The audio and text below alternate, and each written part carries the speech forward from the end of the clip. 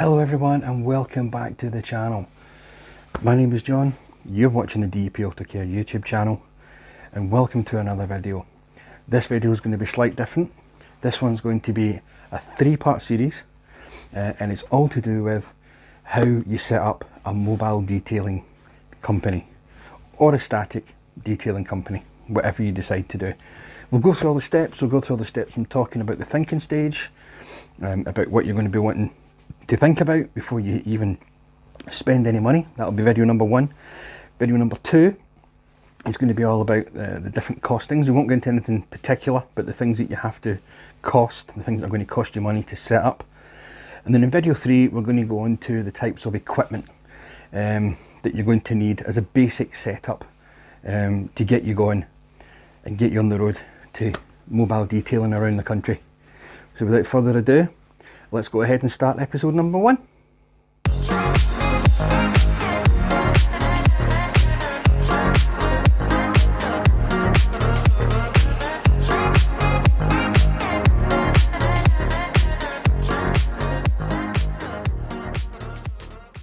Welcome to video number one of a 3-video series, and this is all about trying to get the things through your mind about setting up as a mobile or static detailer.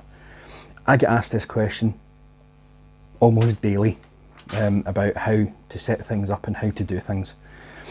So I thought I'd make this video just as a reference for anyone that wants to have a quick look at it. So let's dive right into it. Now, I do have my cheat sheet here, just because there's so many things to talk about. So, the first thing you need to think about is, are you going to be a mobile detailer, valeter, or are you going to be a static detailer and valeter? It's two big, massive differences. Two lots of different costings and two ways of working. One, because on a mobile you have the weather to deal with. On a static you don't generally, because you'd be indoors, all these types of things. So once you've decided whether you want to do it mobile or whether you want to do it static, you've also got to check the demographic of where you are. Are you in an affluent area? If you're in an affluent area, you might get away with charging more for the higher end vehicles. If you're not in an affluent area, you might have to set your prices slightly lower to go with what people earn around your area.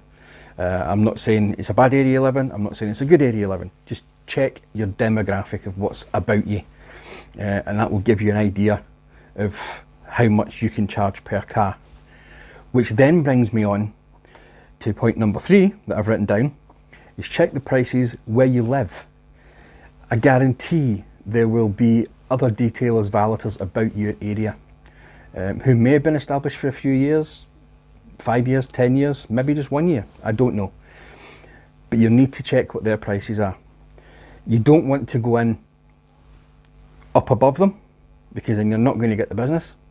But you don't want to go in much below them, because then people are going to think, oh, he's dead cheap, I'm not going to try him. If he's that price, it's not going to be a good job. So you need to check the prices from people in your area and try and keep it around about the same. It doesn't have to be exactly the same, but keep it around about the same. In video number two, we'll talk about the costings and things, and that will give you another idea of which areas you want to target, whether you want to, if there is an affluent area nearby, if you want to target that area. But we'll go into that in video number two. So, if you're going mobile, you're going to have to scout about and check about for a suitable vehicle. In my honest opinion, I wouldn't go for anything smaller than a Volkswagen Caddy van, maybe the long wheelbase Caddy van. Mainly because of the weight you're going to have to carry. I'm sure the minimum water tank at the moment is around about 200 litres, which is around about 200 kilos. So that's just for the water tank, and then you have all your equipment and all your chemicals and everything else on top of that in the back of the van. So personally, I wouldn't go for anything smaller than a Volkswagen Caddy van. The next thing I want to talk about is if you're a static location, so you decided that you're going to go for a unit somewhere, you're going to have to check out what the rental prices are going to be, because you need somewhere that's big enough to fit 1 or 2 vehicles, preferably 3, So maybe you've got a ceramic coating that you're letting cure on one in the corner, but you're still working on one, so you've still got money coming in. You could maybe try and look for somewhere that has a yard out the front, so you could do car washes with people coming in. That's something that you would have to decide, but it is another option. The next thing, personally, I think you should be looking, I mean, this is not costing you anything, you're only checking these things out. You're going on the internet and you're finding these things out. So this is currently at no cost to you. This is just finding out whether you think it would be good to do the leap. So you need to check what insurances you need. Completely different insurances for mobile than static. Static's a bit obvious. You've got your buildings insurance, you'll have your public liability insurance, you'll have to take out an insurance in case you damage a vehicle when you're working on it. All these different insurances, but that is also down to the lease company. They might specifically say a certain type of insurance that you need to have. If you're mobile, then the insurances that you're going to have to think about to start with is your van insurance, and it's going to have business cover on it because it is going to be a business. Whether you're doing it at the weekend as a sideline or whatever, if you're receiving money for it, you're receiving a reward for doing that, so it is business insurance. Public liability insurance, I would recommend personally no less than £1 million. DEP as a company, we have a £5 million policy. Personally, we don't work on any £5 million cars. As you can probably see from our Facebook and Instagram posts, it's generally just your run-of-the-mill cars that we tend to clean and valet. You also a damage insurance in case we damage a customer's vehicle while we're out on site. And those are the three fundamentals that you need to look into, is how much it's going to cost you for your van insurance, your public liability insurance, and damage insurance. So I would say that as a minimum. If you're in a unit, you also need to check your rates. A lot of places now are doing free rates for 6 months to help you get set up and things like that, but look into that with your local council. Speaking of your local council, it's always advisable to speak with your local council, with the right department. Depending on what council you're in will depend on what the department is called, but find out if you need any permits or permissions to be doing mobile valeting on the street, on the pavement, on somebody's driveway, in a car park. You need to find all this stuff out. You can speak to them. You can also, I would recommend speaking to your local water authority, whether it be SEPA in Scotland, Environment Agency in England, whoever it is that deals with your water, wherever you are in the country. Luckily in Scotland as well, it's another cost if you're in England, by the way, but not in Scotland. In England you have a water meter installed at people's houses. Scotland, we don't have that, it's already built into the council tax, so that's another cost to think about. This is just straight through, so the last thing I want to talk about is what services you're going to cover. What are you going to offer at the roadside? Just a standard wash, mini valets, polishing, waxing, full detailing. The one thing I would suggest is don't offer ceramic coatings at the roadside. Yes, there is ceramic coatings out there that you can do with, it's a 24-hour cure time, and they can be done outside. They're not the greatest of quality, although there is a few companies out there that do stupendous quality ones for DIY.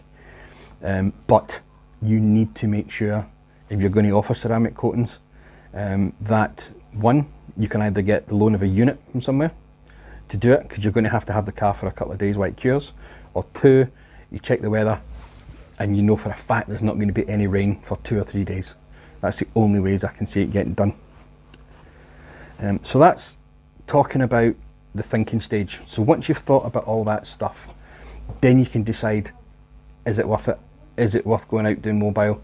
Is it worth getting a unit? Is it worth doing it at all? Because you've got all this to set up before you even get out there making money.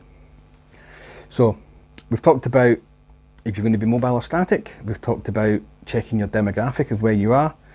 We've also talked about check the prices around where you live or what areas you're going to be covering, so you can adjust accordingly. We'll go into more depth in that in video 2 when we talk about the costings. We've looked about what kind of van you're going to get. If you're going to get a big van or a small van, you need to make that kind of decision, what you want to do. You need to check out the insurances that you need. So your public liability insurance, your damage insurance, and your van insurance needs to be business, because you can buy vans and use them for personal use, but you need to make sure it's insured for business use.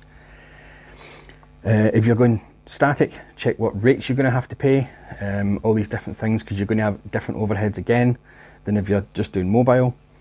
And check with your local council about what permissions you may need. Some places you don't, some places you might, because you've got water effluent runoff, chemical runoff, that type of thing. So speak to your local council. Your local water authority should give you a really good idea of what you need and that type of thing. And finally, what you're going to offer. Once you've answered all these questions, you'd be ready to go into what I'm calling video 2 or episode 2 in the series, where we're going to go into not the exact costings, but what you're going to have to cost for.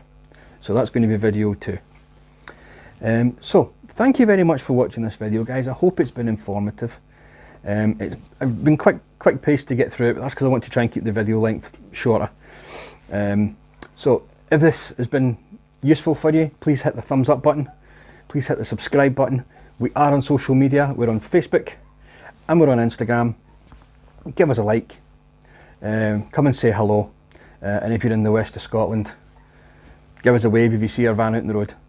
But apart from that, guys, thank you very much for watching, and I will see you in the next video.